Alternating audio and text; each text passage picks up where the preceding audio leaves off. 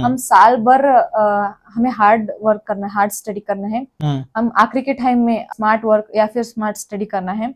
अगर उस टाइम पर हम हार्ड वर्क करते बैठे तो टाइम नहीं मिलेगा। सब आ गए और वो सब बोले कि हमें पहले से ही पता था कि ये कर लेगी, तो अब ये कर चुकी है, तो कर चुकी है, अब हो चुका है। डिमोटिवेट जब होता था, मेरे मार्क्स नहीं अच्छे आते थे। मतलब प्रिपरेटिव में 1 या फिर 2 मार्क कहीं भी जा जाता था।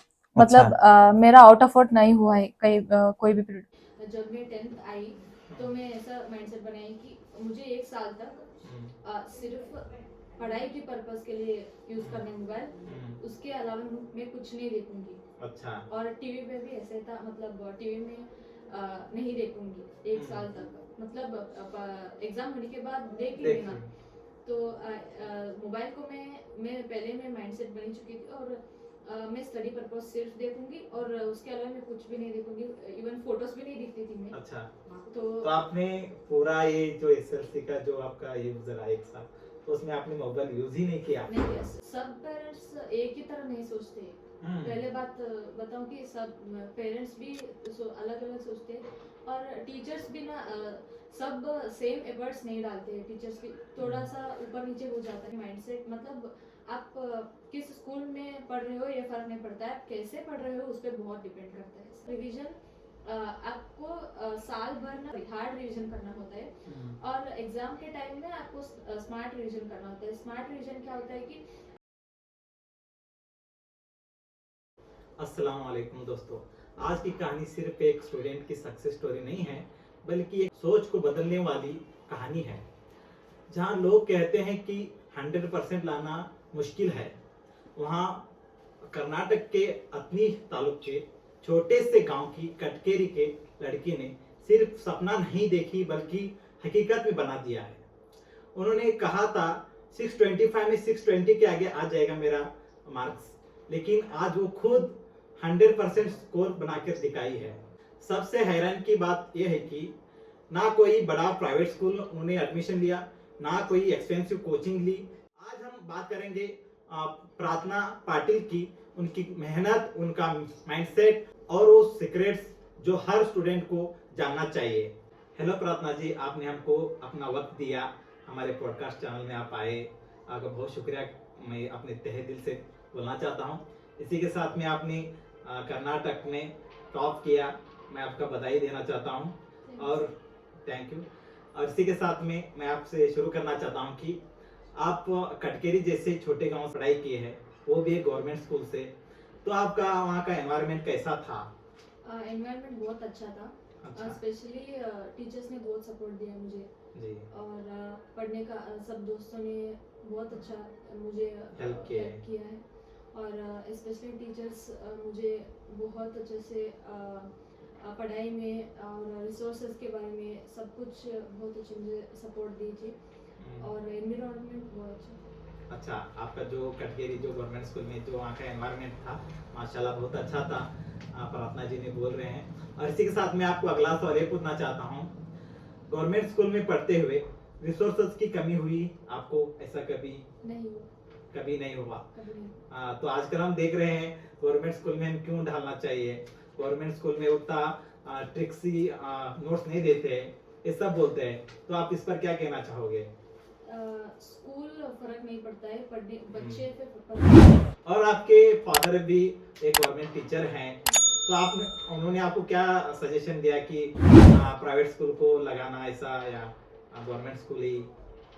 उन्होंने पहले मुझे बताया कि पहले तुम्हारा माइंडसेट चेंज कर लो, स्कूल पे फर्क नहीं पड़ता है, तुम अच्छा पढ़ते हो तो जहाँ भी हो तुम अच्छा ही पढ़ लोगे, या प्राइवेट स्कूल गवर्नमेंट स्कूल वो फर्क नहीं पड़ता है। उन्होंने ऐसा मुझे कॉन्फिडेंट बना दिया, तो मैं भी ऐसे सोचने लगी। अच्छा, आपने भी जैसा आपके फादर ने एक सजेशन दिया कि वही थॉट आपके माइंड में आया।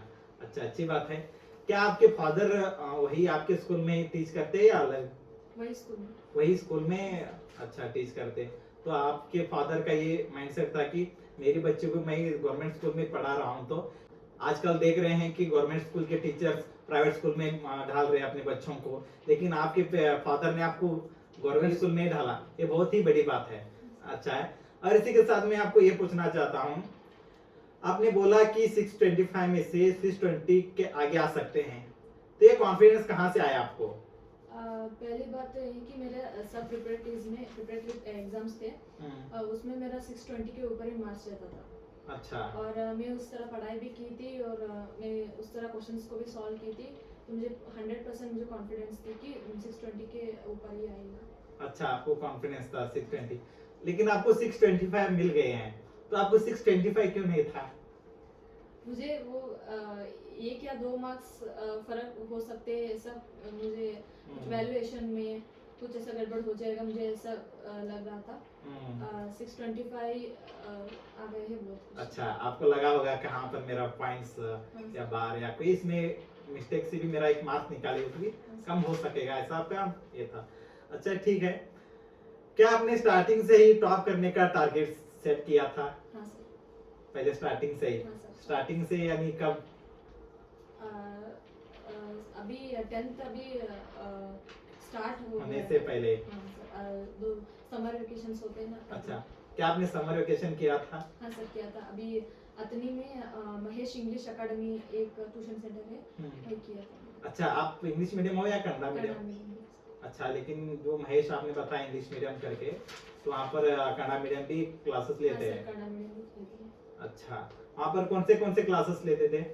साइंस, मैथ्स और इंग्लिश लेते थे। अच्छा, यही 3 सब्जेक्ट? हाँ सर। अच्छा ठीक है, और इसी के साथ मैं आपको अगला सवाल ये पूछना चाहता हूँ, आपके हिसाब से मार्क्स लाने के लिए सबसे इम्पोर्टेंट चीज क्या है? पहली आपको कंसिस्टेंसी से वर्क करना चाहिए, डेली करना चाहिए वर्क, और स्मॉल मिस्टेक्स को भी आपको अवॉइड करना है। आप आंसर्स लिखने में हो गया और पॉइंट वाइज लिखने का हो गया, और पहले क्लास में कंसंट्रेशन बहुत इंपॉर्टेंट होना चाहिए, और कंसिस्टेंसी से पढ़ना चाहिए। कंसिस्टेंसी से पढ़ना चाहिए, आपने पब्लिक न्यूज चैनल में भी बताया था यही सवाल थे, राइट? ठीक है, अच्छी बात है, ये तो जरूरी है, हर एक लड़के को, हर एक बच्चे को ये अपनाना चाहिए। मैं आगे आपको ये पूछना चाहता हूँ, आपने बताया सुबह 1 घंटा और शाम में 2 घंटा पढ़ाई कैसे मैनेज करते थे आप? सुबह में 5 बजे से 6 बजे तक 1 घंटे में पढ़ती थी, जो मुझे बहुत थोड़ा सा चैलेंजिंग लगता था, और उसको मैं दूसरी बार रिवाइज करती थी मैं सुबह। और शाम घर आने के बाद मैं क्या करती थी, उस दिन जो पढ़ाया हुआ है स्कूल में उसको फिर से रिवाइज करती थी। इसमें 2 घंटे हो जाता था, बस उतना ही काफी था। अच्छा, आपने 2 घंटा बताया कि शाम में ये करते थे, आप उस वक्त में पढ़ाई करते थे या पढ़ते थे, या वो जो आपके अभी स्कूल में होमवर्क देते हैं तो लिखना, राइटिंग? हाँ सर, पहले होमवर्क करती थी, फिर उसके बाद उस दिन का सब कुछ रिवाइज करती थी। अच्छा, वही 2 घंटे में हो जाता था।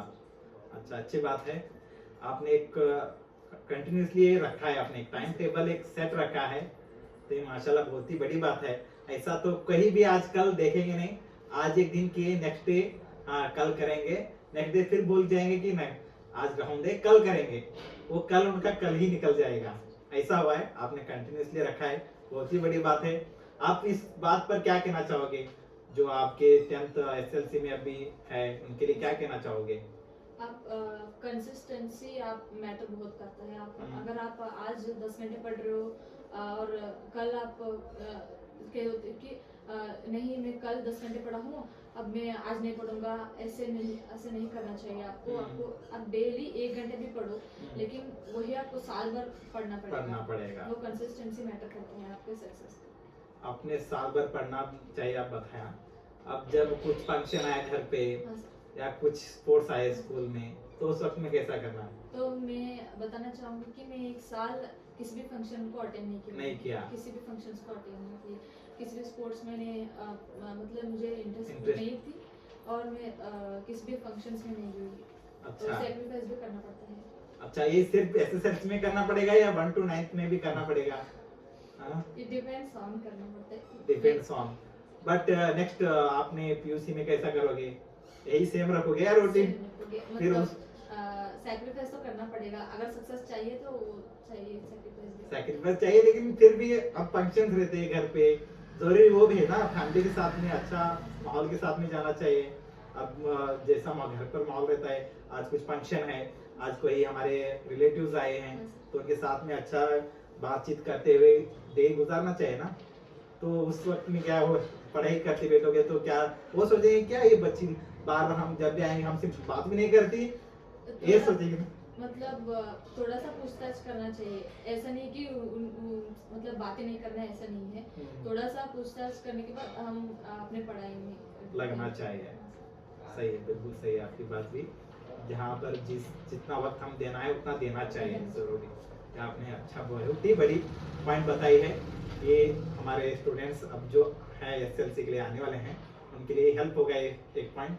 जब स्कूल छुट्टी रहती थी तो आपने 5 घंटे पढ़ाई करते थे बताया है, तो उस पर क्या कहना चाहोगे? किस कैसा 5 घंटा, कब सुबह दोपहर शाम किस तरह मैनेज करते थे टाइमिंग को? मैं सुबह 2 घंटे पढ़ाई करती थी, मतलब सब होमवर्क जो दिया है उसको कंप्लीट करती थी, नोट्स जो होते हैं ना वो। और अभी लंच के बाद थोड़ा सा नैप लेके उसके बाद फिर उठ के 2 घंटे पढ़ाई करती थी, उसमें रिवीजन ये सब आता था। और मतलब सुबह ही में 1 घंटे मतलब 5 बजे से 6 बजे तक 1 घंटा में कर चुकी होती थी, तो ऐसे 5 घंटे। अच्छा, बाकी के टाइम में क्या करते थे आप छुट्टी के टाइम में? पेरेंट्स के साथ कुछ ऐसे डिस्कशंस होंगे और मुझे भी कुछ डर होगा तो उसके बारे में मैं बात करती थी। पेरेंट्स से पूछते थे मेरे को एक डर है, इसके लिए आप क्या सजेस्ट देना चाहते हो? इस एसएसएलसी के बारे में मैं पूछती थी कि तो पेरेंट्स के साथ डिस्कशन करते थे। अच्छा, अच्छी बात है। हमारा जो कुछ भी है हम हमारे पेरेंट्स के साथ में शेयर करना चाहिए। हमारे कुछ प्रॉब्लम्स रहती है, हमको ये नहीं समझ में आ रहा है, कोई हमको इस तरह बात किया मेरे को माइंड में बैठ गया है, मैं कैसा इससे बाहर आऊं, ये सब बोलना जरूरी है। हाँ, तो आपने सही कहा। तो इस पर मैं आगे चलता हूँ कि क्या आप क्लास में ही सब समझ लेती थी? क्लास में 80% तो समझ लेती थी, पर घर आने के बाद रिवाइज तो करना चाहिए। अगर आपको 100% चाहिए तो घर आके 20% रिवाइज कर देती तो बस समझ आता। अच्छा, सब कुछ स्कूल में नहीं थोड़ा समझ सा में आके घर में रिवीजन करते थे। बिल्कुल अच्छी बात है। क्या आपका फोकस क्वालिटी स्टडी पर था? क्वालिटी स्टडी किस टाइप में? क्वालिटी क्या? क्वांटिटी इम्पोर्टेंट नहीं है, क्वालिटी इम्पोर्टेंट है। और मैं ना मतलब घंटों को मैं उतना इम्पोर्टेंस नहीं देती थी, मेरे टारगेट्स को इम्पोर्टेंस दे देती मैं। मुझे आज इतना करना है तो इतना करके ही सोना है। ऐसे क्वालिटी स्टडी में करती। अच्छा, क्वालिटी का मतलब मैं पूछ रहा हूँ कि आपको अभी स्कूल में देखो आपको 6 सब्जेक्ट रहते हैं, ठीक है?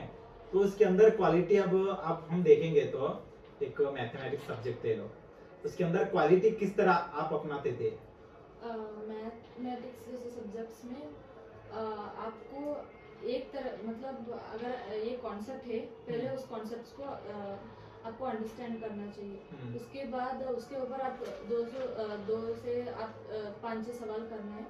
लेकिन आप वही एक तरह के सवाल आप 20-20 करके बैठो, उससे कोई फर्क नहीं पड़ता। अच्छा, आप एक ही सवाल कर लो, लेकिन डिफरेंट टाइप्स के कर लो आप। अच्छा, सब टाइप्स के बहुत टाइप्स के क्वेश्चंस होते हैं मैथ्स में, ऐसे अप्लाइड पूछते हैं हमें एग्जाम में। तो अगर आप एक ही तरह के क्वेश्चंस को हम 20-20 कर ले तो वहाँ आगे उसका टाइम निकल जाएगा, और अगर आप एक ही कर रहे हैं फिर आप डिफरेंट टाइप्स के क्वेश्चन कर रहे हैं, वो क्वालिटी नहीं हो सकती। अच्छा, सही, आपकी बात सही है कि हमको एक ही हमको आता है कि एक प्रॉब्लम सॉल्व करने हमको आता है, हमको यही सॉल्व करते करते बैठना है, फिर उसका कुछ दूसरा है उसी करते बैठना है, उसमें वक्त निकल जाता है। बाकी ये कौन करना है? वो भी आप ही को करना है ना। तो इसलिए वो क्या समझते हैं, ये आता है मेरे को, हाँ ऐसा कोई तो सवाल आया, कोई तो टीचर मेरे को पूछा, मैं ऑन द सेकेंड में उसको सॉल्व करूँ, ये उसके माइंड में आता है। तो नहीं, इसी के पीछे लगता है, ऐसा नहीं लगना है बच्चों। तो इसलिए आप भी जैसा आप प्रार्थना जी ने बताया कि आप जितना उसके ऊपर समझ लेकर एक को सॉल्व करो, नेक्स्ट फिर मूव ऑन करो, जाओ नेक्स्ट आगे पर जाओ। तो इसी पर चलते हुए मैं अभी आगे बढ़ना चाहता हूँ। आपने कैसे डिसाइड किया कि क्या पढ़ना है और क्या स्किप करना है, कैसा डिसाइड करते थे? मैंने पहले क्वेश्चन पेपर्स को देखा, प्रीवियस ईयर क्वेश्चन पेपर्स को, और अब तब मुझे रियलाइज हुआ कि कहाँ से क्वेश्चन उठते हैं, कहाँ कॉन्सेप्ट्स कितना इम्पोर्टेंट है। तो मैं उस हिसाब से मैं क्या क्या इम्पोर्टेंट है उसको थोड़ा सा इम्पोर्टेंस देके पढ़ती थी। और जो मतलब वो जो क्वेश्चंस रिपीटेड नहीं हुए ना, उस कॉन्सेप्ट्स को थोड़ा सा थोड़ा सा पढ़ के हम चले जाना चाहिए, उसको स्किप तो करना ही नहीं है, सब कुछ पढ़ना है। 100 आउट ऑफ 100 लाना चाहिए तो आप स्किप करना ही नहीं है, एक बार तो सब पढ़ना ही चाहिए। नेक्स्ट उसके अंदर जो इम्पोर्टेंस हमको लगता है ये आ सकेगा तो उसको थोड़ा सा ज्यादा पढ़ना है, रिवीजन ज्यादा करना है उसको। आपने नोट्स और रिवीजन किस तरह करते थे? पहले नोट्स में मैं कहूँगी कि सबको नोट्स बनाने में टाइम वेस्ट मत करो, क्योंकि आप सुंदर सुंदर नोट्स बन रहे हो तो आपको वहाँ टाइम वेस्ट हो रहा है। आप नोट्स बनाओ कि आपको समझ आए, ऐसा नहीं कि आप नोट्स बनाते बनाते सुंदर नोट्स बना रहे हो और उसमें टाइम निकल जाएगा, उसमें टाइम वेस्ट मत करो। आपको समझ आना चाहिए, बस वो नोट्स फर्स्ट ऑफ ऑल समझना चाहिए, समझ आना चाहिए। तो आप मैं क्या करती थी, मैं सिर्फ की पॉइंट्स लिखती थी मैं, तो उसके हिसाब से मैं एग्जाम से पहले मैं सिर्फ उन की नोट्स को कीवर्ड्स को देखती थी और उसको मैं ओन सेंटेंस में वो कीवर्ड यूज करके मैं आंसर लिखती थी। मैं नोट्स ऐसे कर देती थी। तो रिवीजन के बारे में बात करते हैं तो रिवीजन आपको साल भर ना स्मार्ट रिवीजन करना, सॉरी हार्ड रिवीजन करना होता है, और एग्जाम के टाइम में आपको स्मार्ट रिवीजन करना होता है। स्मार्ट रिवीजन क्या होता है कि अगर आपको एक चैप्टर रिवीजन करना है तो आपको क्या करना है, एक मॉक टेस्ट लेना है उस चैप्टर पे, 10 मार्क्स या फिर 20 मार्क्स आपको लेना है, और अगर आपके मार्क्स फुल आए तो बहुत अच्छा है, आपका रिवीजन हो जाएगा, तो हो गई है। लेकिन आपका एक मार्क्स या फिर 2 मार्क्स ऐसे रह जाएगा तो आपको पता है कि 1 मार्क्स या फिर 2 मार्क्स इस चैप्टर में मेरे कहाँ जा रहे हैं, तो हम आपको सिर्फ उस कॉन्सेप्ट्स में एक बार ज्यादा टाइम देना है, और सिर्फ उस कॉन्सेप्ट्स को आपको एक बार और रिवीजन करना है। अगर आप ऐसे पूरा का पूरा चैप्टर रिवीजन करते हो तो टाइम वेस्ट हो जाएगा आपका। रिवीजन करने का मतलब ये नहीं कि हमें जो कुछ अभी भी थोड़ा सा चैलेंजिंग लगता है उसको हमें पढ़ना है, ना कि हमें बहुत अच्छा है, हम परफेक्ट है उस चैप्टर्स को पढ़ना नहीं है। हमें जो समझ नहीं आता अभी भी उसको पढ़ने है स्मार्ट रिवीजन। नहीं, आपने बिल्कुल बहुत अच्छा पॉइंट बताया कि बच्चों आपको ये समझना चाहिए कि इनका पॉइंट है, ताकि अभी जितना टाइम जिसको देना है उसको दो, जिसको नहीं देना है आपको आता है ऑलरेडी वो अभी एक लेसन है, एक लेसन के अंदर कितना रहता है 3 to 4 पेजेस है एक लेसन, तो उसके अंदर आपको कहाँ मेरे को कौन सा उसके अंदर एक ये नहीं आ रहा, मेरे को पॉइंट नहीं आ रहा है, उस पॉइंट के रिगार्डिंग आपको समझना चाहिए, उसको रिवीजन करना चाहिए, ना है कि पूरा वो लेसन ही पढ़ना चाहिए। मेरे को वो लेसन मेरे को नहीं आता, इसके अंदर एक मेरे को क्वेश्चन में आए 2 क्वेश्चन, तो मैं इसको पूरा ही लेसन ही पढ़ूंगा, तो इसके अंदर आपको ज्यादा वक्त जाएगा। ये हमारा प्रार्थना जी का कहना था। तो इस पर मैं आगे इनको ये सवाल करना चाहता हूँ कि क्या आपने प्रीवियस ईयर पेपर्स को सॉल्व किया था? हाँ सर, किया था। कब किया था? समर वेकेशंस में। समर, सिर्फ समर में किया था, नेक्स्ट नहीं किए? नेक्स्ट भी किया था, मतलब नेक्स्ट हमारा मॉडल क्वेश्चन पेपर्स आ गए हमारे अच्छा। साथ आई, और फिर प्रिपरेटरी पेपर्स आ गए और एलबीए आ गए, उसमें बहुत सारा क्वेश्चंस था, तो मैं पहले ही कर चुकी थी। उसके अंदर आपको और एक ये मिलेगा कि अभी ये ईयर में कौन से आ सकेंगे, वो उन्होंने उसके अंदर मेंशन करके वो भेज देते हैं। राइट, अच्छा है। वो भी आपको भी ये करना चाहिए कि मॉडल क्वेश्चन पेपर्स जरूर उसको देख लेना चाहिए, किस तरह आता है आपको इस ईयर का मॉडल क्वेश्चन पेपर। हर साल कभी कभी चेंज होता है और आपको टीचर से सजेशन भी लेना चाहिए। आपने कभी लिया था टीचर से सजेशन, किस तरह क्या मॉडल क्वेश्चन पेपर को? हाँ सर, हर टीचर से लेते थे, हर सब्जेक्ट के टीचर से? हाँ सर। अच्छा, अच्छी बात है, सबको लेना चाहिए, क्योंकि आपको ये आता नहीं है। हम पहले हमारे टीचर से हम हैं, वो एक कहना है, फर्स्ट हमारे जो टीचर है वो है हमारी माँ होती है, नेक्स्ट जो होती है वो हमारे स्कूल टीचर्स होते हैं। तो हम जैसा कि हमारी माँ ने हमको समझाती मदर लैंग्वेज, तो ऐसे ही नेक्स्ट आपको जो भी करना है वो जो है टीचर ही सब कुछ कराता है, ना ही कि आपको ओवर स्मार्ट बनना है, ना ही कि कुछ करना है। ठीक है, आपसे जो भी सजेशन लेना है एक टीचर से पूछो। अगर वो टीचर से भी आपको नहीं मिल रहा है, कुछ उसका जवाब नहीं मिल रहा है सही से, तो और एक टीचर से पूछो, बहुत सारे टीचर्स हैं। तो इसी पर चलते मैं आपको और नेक्स्ट क्वेश्चन ये करना चाहता हूँ, गवर्नमेंट स्कूल से टॉप करने पर आप क्या कहेंगे? मैं पहले ही कह चुकी हूँ कि स्कूल फर्क नहीं पड़ते। हमारा सबका माइंडसेट होता है कि गवर्नमेंट स्कूल में अच्छे नहीं पढ़ाते, अच्छे वहाँ का टीचिंग लैंग्वेज ये नहीं रहता है। और प्राइवेट स्कूल में अगर हम हमारे बच्चे पढ़ाएंगे तो वहाँ अच्छा रैंक लेके आएंगे। ये पहला माइंडसेट आपको निकाल देनी चाहिए। ये माइंडसेट मतलब आप किस स्कूल में पढ़ रहे हो ये फर्क नहीं पड़ता है, आप कैसे पढ़ रहे हो उस पर बहुत डिपेंड करता है सब कुछ। राइट। तो स्कूल से कुछ फर्क नहीं पड़ता, सब स्कूल में वही पढ़ाते हैं। पढ़ने की तरीका भी वही रहता है, लेकिन आप कैसे पढ़ रहे हो उस पर डिपेंड करता है। सही, आपने बिल्कुल सही कहा। आजकल देख रहे हैं आप कि अभी गवर्नमेंट स्कूल बहुत से क्लोज कर किया जा रहा है। आप देख रहे होंगे कि आजकल बहुत सारे गवर्नमेंट स्कूल क्लोज हो रहे हैं, नए प्राइवेट स्कूल तो बढ़ोतरी बढ़ते ही जा रहे हैं। इस पर आप क्या कहना चाहोगे? गवर्नमेंट स्कूल में पहले गवर्नमेंट स्कूल में क्वालिफाइड टीचर्स होते हैं, और अगर हम देखा जाए तो प्राइवेट स्कूल से हम बेटर यहाँ पर टीचर्स मिलते हैं। वो एक्चुअली टीटी एग्जाम सब क्लियर करके आते हैं। वहाँ पर तो वो कुछ नहीं मिलता है। हाँ चलो आपका डिग्री हो गई, चलो आपको हाँ चलो ले लेंगे, चलो वहाँ पर आपको क्वालिफाइड टीचर्स गवर्नमेंट स्कूल से ही मिलेंगे। तो वो एक प्लस पॉइंट होता है गवर्नमेंट स्कूल। और वो जितना टफेस्ट एग्जाम वो फेस करके यहाँ तक आए रहते हैं तो उनको नॉलेज होगी कि नहीं? प्राइवेट स्कूल टीचर से भी उनको ज्यादा नॉलेज है कि नहीं? तो हमको ये समझना चाहिए हर एक बच्चों को। ये नहीं समझना है टीचर से इसको कुछ नहीं आता। ये आपकी सोच को बदलो और आगे बढ़ो। और क्यों अपना पैसा इसमें ढालना चाहते हो? जहाँ प्राइवेट स्कूल में डोनेशन नाम से कितना दिया जा रहा है, हमारे आजकल देखा जा रहा है। आप ही देखेगा कि फ्रेंड्स में कितना नहीं बोले थे 50 लाख रुपीस तक ऐसे फीस भर के अभी एसएलसी में क्या है वही नंबर लाए हैं। तो सीखना बोले तो आप किधर भी सीख सकते हो। आप किसी पर ब्लेम मत करो कि ये टीचर मेरे को अच्छा नहीं सिखाता, गवर्नमेंट स्कूल का टीचर, इसलिए मैं प्राइवेट स्कूल को आया। ये बिल्कुल गलत है आपका।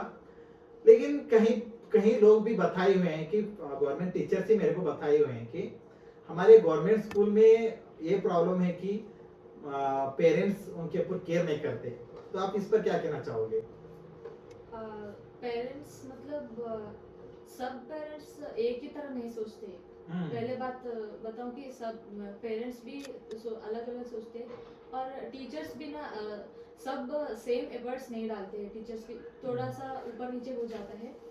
और टीचर्स भी अगर ऐसे बच्चों टीचर्स को मिल जाता है ना, तो टीचर्स भी एफर्ट डालने स्टार्ट करेंगे तो बिल्कुल रैंक्स अच्छे आ सकते हैं। टीचर्स भी डालेंगे तो अच्छा आ जाएगा। पेरेंट्स क्या करना चाहिए?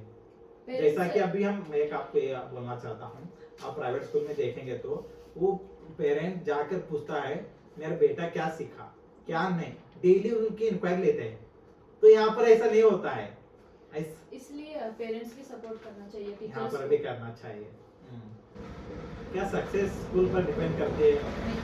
नहीं करते। और किस पर डिपेंड करते हैं?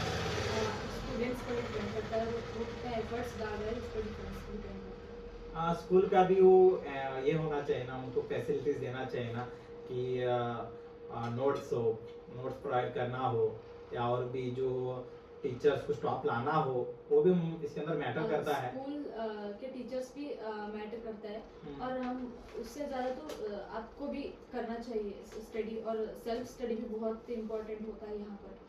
और टीचर्स तो वो पढ़ाते ही है, लेकिन हमें भी पढ़ना चाहिए। हमें भी वो जोश होना चाहिए कि मुझे भी आना है, मुझे भी रैंक लाना है। और 50-50 होना चाहिए, टीचर्स को भी 50 होना चाहिए और स्टूडेंट्स का भी होना चाहिए। अच्छा, अच्छी बात है, सही है। मैं आपको अगला सवाल ये पूछना चाहता हूँ, गवर्नमेंट स्कूल स्टूडेंट्स के लिए मैसेज क्या देना चाहोगे आप? अभी ऑलरेडी जो गवर्नमेंट स्कूल में स्टूडेंट्स हैं उनके लिए क्या मैसेज देना चाहते हो? पहले कि टीचर्स तो अच्छे से ही पढ़ाते हैं, टीचर्स में ब्लेम मत करो, वो वेल क्वालिफाइड टीचर्स ही है। और नेक्स्ट कि स्कूल से फर्क नहीं पड़ता, तुम प्राइवेट स्कूल के बच्चों से कंपेयर मत करो, पहली बात। और आप स्कूल भी फर्क नहीं पड़ता, तुम कैसे पढ़ रहे हो उस पर फर्क पड़ता है। और अच्छे से उन टीचर्स को आप कोई भी आपका डाउट्स हो वो अच्छे से सॉल्व करवा देंगे। और ये माइंडसेट निकालो कि मैं गवर्नमेंट स्कूल के बच्चा हूँ, वो प्राइवेट स्कूल से पढ़ रहा है, वो मेरे से अच्छे रैंक ला सकता है।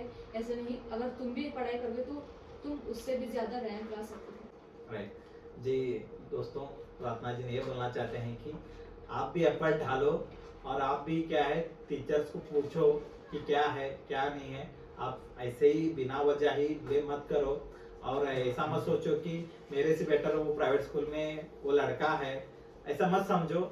आपके ऊपर डिपेंड करता है कि आजकल ऐसा एनवायरनमेंट हुआ है कि आज का जनरेशन ऐसा है कि पूरा डिपेंड ऑन मोबाइल पर है।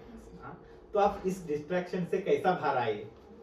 सर मैं पहले ही वो एक माइंडसेट बनाई थी कि जब मैं 10th आई तो मैं ऐसा माइंडसेट बनाई कि मुझे 1 साल तक सिर्फ पढ़ाई के पर्पस के लिए यूज करना मोबाइल, उसके अलावा मैं कुछ नहीं देखूंगी। अच्छा। और टीवी पे भी ऐसे था, मतलब टीवी में नहीं देखूंगी 1 साल तक, मतलब एग्जाम होने के बाद देख ही लेना। तो मोबाइल को मैं पहले में माइंडसेट बनी चुकी थी, और मैं स्टडी पर्पस सिर्फ देखूंगी और उसके अलावा मैं कुछ भी नहीं देखूंगी, इवन फोटोज भी नहीं देखती थी मैं। अच्छा। तो आपने पूरा ये जो एसएलसी का जो आपका ये गुजरा 1 साल, तो उसमें आपने मोबाइल यूज ही नहीं किया? नहीं किया, सिर्फ स्टडी पर्पस के लिए। स्टडी पर्पस के लिए यूज किया है, और टीवी नहीं देखा आपने? नहीं देखिए, माशाल्लाह बहुत अच्छी बात है, क्योंकि ये सब सेक्रीफाइस करेंगे तो ये आपको ये गॉड ने ये दिया है गिफ्ट, वरना ये तो नहीं मिलता था, है ना। हाँ, तो हमारा जितना हमारा फोकस रहेगा, हमारी जितना मेहनत रहेगी, तब गॉड हमको देगा, है कि नहीं? बिना के इसके हम कहीं नहीं देगा, राइट। ठीक है, बहुत अच्छी बात है। तो बच्चों, आपको भी ये समझना चाहिए, आपको भी किस पर हमारा वक्त लगाना चाहिए, किस पर नहीं लगाना चाहिए। ठीक है, मैं आपको और एक पूछना चाहता हूँ, क्या ये सिर्फ एसएलसी में करना चाहिए या 1 to 9 में भी करना चाहिए? करना चाहिए, 1 to 9 में भी करना चाहिए। अच्छा, अभी ऑलरेडी जो मोबाइल के अंदर डूबे हुए हैं, मोबाइल से बाहर नहीं आ सक रहे, तो उनके लिए क्या कहना चाहोगे आप? आप मतलब अचानक से नहीं आ सकते। अच्छा, तो कहीं भी नहीं आ सकता। तो आप थोड़ा थोड़ा सा कम करके आओ, मतलब अगर आप 10 घंटे आपका है स्क्रीन टाइम, तो आप क्या करो, 1 हफ्ते के बाद आप क्या करो कि मैं 5 घंटे, मतलब मैं 2 घंटे यूज करूंगा, मतलब मैं दिन में 1 ही घंटे यूज करूंगा। फिर ऐसे करके आपको अगर हम आज यूज कर रहे हैं और मैं कल छोड़ दूंगा, ऐसा नहीं हो जाएगा। राइट, वो तो नहीं होगा। तो स्टेप बाय स्टेप उसको कंट्रोल कर। ये एक नशा टाइप है, ठीक है बच्चों। ये जो मोबाइल है वो सिर्फ क्या बोलते हैं, वो दारू, सिगरेट, वो क्या गुटखा वगैरह, ये सिर्फ यही नशा नहीं रहता है, ये भी एक मोबाइल का जैसा बड़ा नशा है। मैं कहना चाहता हूँ कि सबसे बड़ा नशा मोबाइल ही है, ठीक है। तो आप इससे बच्चों में कहना चाहता हूँ, जितना यूज है आपको उतना ही यूज करो, ये बिना वजह के फालतू में मोबाइल को यूज ही मत करो। अगर तुम सक्सेस चाहना चाहते हो तो, अगर नहीं आपको एंजॉयमेंट के साथ में मेरे को वो वाली जिंदगी चाहिए तो कर लो, आपके ऊपर डिपेंड है। आपको कभी ऐसा लगा कि डिमोटिवेशन हुए कोई टीचर से, या कोई आते हैं गेस्ट लेक्चर करके, या कोई कुछ सजेशन करने के लिए आते हैं, तो आप उस वक्त में कोई डिमोटिवेट हुए थे? मैं पहली बात तो मेरे स्कूल के टीचर्स मुझे कभी भी डिमोटिवेट नहीं किए। और मुझे डिमोटिवेट जब होता था, मेरे मार्क्स नहीं अच्छा आते थे, मतलब प्रिपरेटरीज में 1 या फिर 2 मार्क कहीं भी जा जाता था, मतलब मेरा आउट ऑफ आउट नहीं हुआ है कहीं, कोई भी प्रिपरेटरी में नहीं हुआ है? नहीं हुआ है, आपका डायरेक्ट यहीं पर हुआ है। हाँ सर। वो इसलिए मुझे लगता है कि टीचर से, इसलिए वो वहां पर प्रिपरेटरी में क्या करते, टीचर्स कम देते मार्क्स। आप ये समझ लो मेरा कहाँ गलती हो रही, वो इवन तो वो देना चाहते हैं आपको 100 आउट ऑफ 100, लेकिन मैं अगर 100 आउट ऑफ 100 दूंगा तो ये इस पर फोकस नहीं करेगा, ये गलती पर बच्चा जाकर आगे की जो मेन एग्जाम है वहां पर ये नहीं फोकस करेगा। तो इसलिए वो टीचर्स चाहिए करके ही वो कम देते हैं। हाँ, ये आपको क्या, ये सही है ना? यही ऐसा ही ना माइंडसेट टीचर्स का? हाँ सर, ऐसा ही रहता हो, मतलब आपको जो भी गलती करना है यही पे कर दो, हाँ, पर मत करो बोल के वो कम देते हैं। हाँ सर। वो देना चाहे तो 100 क्या 200 ले जाओ, ठीक है। आगे बढ़ते हैं। आपका पेरेंट्स का रिएक्शन क्या था जब रिजल्ट आया कि 625 आउट ऑफ 625 आपने लिया, ये टॉप, कर्नाटक में टॉप आए, तो आपका पेरेंट्स का रिएक्शन क्या था उस वक्त में? पहले मेरे फादर ने मुझे फोन करके बताया कि 625 आए हुए हैं। मैं ही बिलीव नहीं करी। अच्छा। तो उसके बाद मैं जब मैं अपने फोन में देखी तो आया हुआ था, तो मैं ही पहले इमोशनल में हो गई, और फिर मम्मी को बताई तो वो भी इमोशनल हो गई। तो कोई भी एक्सपेक्ट नहीं की थी, मतलब 620 के ऊपर सब एक्सपेक्ट किए थे, मतलब आउट ऑफ व्हाट कोई भी एक्सपेक्ट नहीं। एक मार्क्स का भी निकला नहीं, तो ये बहुत ही बड़ी बात है ना, एक पॉइंट के अंदर भी नहीं निकाले आपका, ये बहुत ही बड़ी बात है। और साथ में जब आपका रिजल्ट आया बाद में यहाँ के आपके आसपास के नेबर्स का किस तरह ये था? सर पहले रिजल्ट आने के तुरंत बाद ही बहुत मतलब मीडिया वालों सब आ गए। अच्छा। और सब रिलेटिव्स आ गए और पड़ोसियों सब आ गए और वो सब बोले कि हमें पहले से ही पता था कि ये कर लेगी, तो अब ये कर चुकी है, तो कर चुकी है, अब हो चुका है, ऐसा है। ठीक है, मीडिया वाले सिर्फ जो टॉप किए रहते हैं उनके पास ही जाते हैं, तो एक 90 अबव केस वालों का भी एक थॉट रहता है हमारे पास नहीं आया ये मीडिया वाला, ऐसा एक। हाँ, फिर वो जो टॉप आए थे उसके ऊपर जलन, उनके ऊपर जलना, ऐसा भी होता है, बहुत सारे स्टूडेंट्स ऐसा करते, तो उन पर उस पर क्या कहना चाहोगे आप? अगर आप भी अच्छे से पढ़ के आप टॉप लाओ तो आपके पास भी आ जाएंगे सब लोग। बेशक सही है।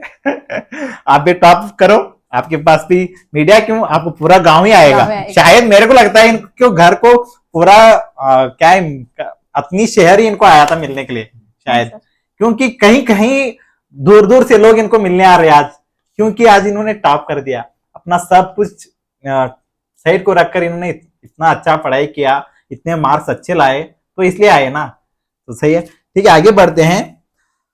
फेल होने से डर लगने वाले स्टूडेंट्स को क्या एडवाइस देना चाहोगे आप? जो पहले आपको फेल होने से डर इसलिए होता है क्योंकि आप अच्छे से पढ़ाई नहीं किए होते हो। डर तो वही से स्टार्ट होता है कि अगर आप अच्छे से प्रिपेयर्ड हो तो आपको डर ही नहीं लगता है, अगर आप प्रिपेयर्ड नहीं हो तो आपको डर लगता है। तो पहले आपके माइंड से ये हटा दो कि मैं फेल हो जाऊंगा, मैं फेल हो जाऊंगी, ऐसा नहीं है। आप जितना आपको हो सके उतना कर लो, आपके 100% कर लो, आपके बेस्ट, आपके जितना हो सके उतना कर लो, और टीचर से एडवाइस ले लो और कर लो। आपके हाथ में जितना है उतना कर लो। तो कभी भी कॉन्फिडेंस मत को कि मेरे से होगा या फिर नहीं होगा। अगर आप 24/7 आप यही सोचते रहिए कि मैं फेल हो जाऊंगा तो आप फेल ही हो जाएंगे। तो ये मत तो आपकी माइंडसेट ही सब कुछ। Mindset, first of all mindset करो। मैं ये कहना चाहता हूँ इसी के बीच में, हमारा सब हम कहाँ पीछे हैं बोले तो हमारे माइंडसेट को, हम ये आगे का सोचने लगते हैं, आगे क्या होगा क्या नहीं, हम फेल हो गया पास हो गए, आगे का मत सोचो। अब का क्या है, अब मैं क्या करूं, अब पीछे जो होगा वो हो गया, वो निकल गया, अब मैं क्या करना है, क्या होगा, ये करने से क्या होगा, क्या इसका रिजल्ट मिलेगा, ये आपका थॉट होना चाहिए। ठीक है, और इसी पर मैं एक सवाल पूछना चाहता हूँ, एक लाइन में आप सक्सेस का फार्मूला बता सकते हो स्टूडेंट्स के लिए?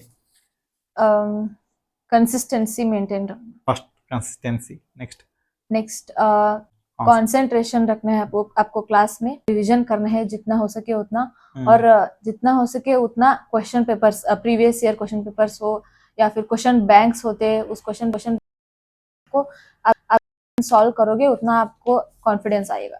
हम साल भर हमें हार्ड वर्क करना है, हार्ड स्टडी करना है।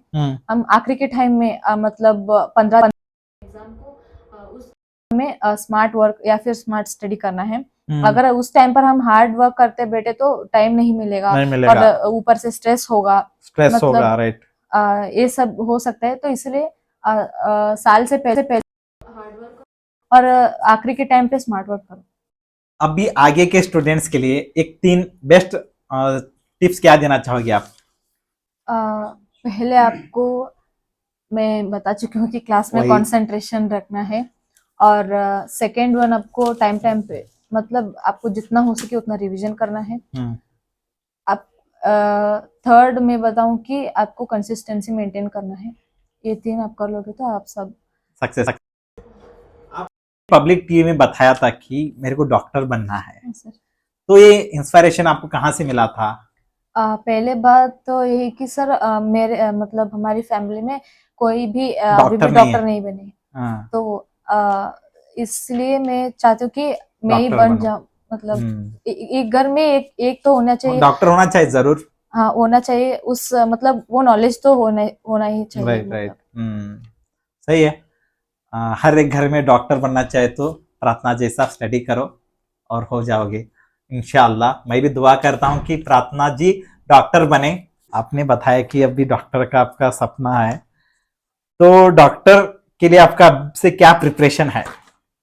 अब से जब फर्स्ट पीयू की क्लासेस स्टार्ट होते हैं तो अब तब से ही मैं प्रिपरेशन चालू कर दूंगी। तब से करोगे? अब तो कुछ नहीं है, अब मतलब टाइम नहीं मिल रहे हैं अभी टाइम में। हाँ, बहुत सारे लोग आपको लोग घर आ पे आ रहे रहे होंगे, आपको बुला रहे होंगे, हाँ। बहुत सारे फंक्शनों में आपका सम्मान हो रहा होगा, हाँ, है कि नहीं? ये तो जरूरी है कि आपका सम्मान होना ही है, क्योंकि आपने इतना बड़ा कमाल करके दिखाया है। ठीक है। आखिर में आपको ये सवाल पूछना चाहता हूं कि एक हर एक के लिए, पेरेंट्स और स्टूडेंट्स के और टीचर्स के लिए, एक क्लास में आप आखिर में क्या उनको बताना चाहोगे? पहले मैं स्टूडेंट्स को बताऊं तो आप मतलब आप मोटिवेशन जैसे मत बैठो, इम्पोर्टेंट होता है मोटिवेशन से। तो पहले आप डिसिप्लिन रहनी चाहिए। आप मतलब मैं के कंसिस्टेंसी से पढ़ाई करना एक वो ही एक डिसिप्लिन ही है। तो आप डिसिप्लिन से पढ़ाई करो। और मैं टीचर्स को सजेशन देना चाहूंगी कि आप सपोर्ट करो उसको, और सब जितना हो सके रिसोर्सेस दो, और उसको कोई भी डाउट्स आए तो उसको क्लियर करो।